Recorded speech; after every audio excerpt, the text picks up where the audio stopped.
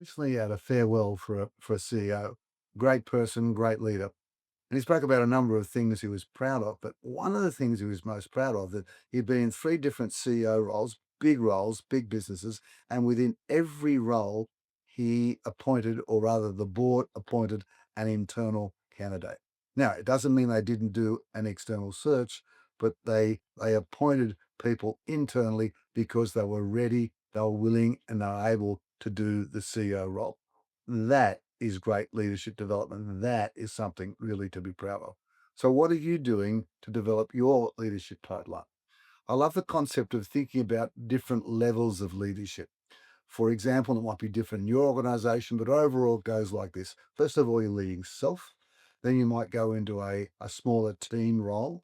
And then you might go into a role where you're managing other managers and then perhaps managing a whole function. And finally, managing a whole business, managing a whole enterprise. At each of those levels, there are specific skills, there's specific knowledge that has to be required.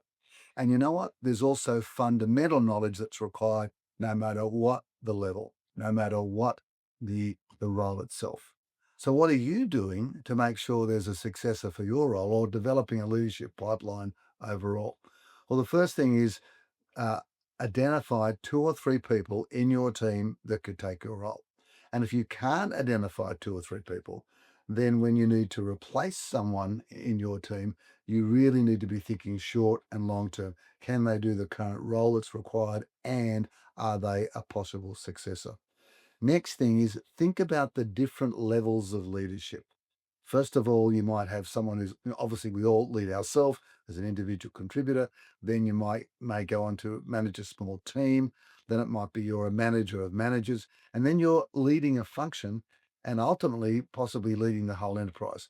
At each of those levels, start to think about the knowledge and the skill required at each of those levels, and make sure that people are getting those skills, are being exposed to that knowledge. And the third point, which is a huge belief at ours at the Human Enterprise, is that there should be leadership at every level, not just at the top. And at every level, there are fundamental skills that are required. And if you're looking for help on that front, we have a great guide, 10 essential leadership skills for leaders at every level. Click on the link below and we'll send that through to you. I'm Paul Mitchell. Find the passion, develop the skills, make the numbers, and make a difference.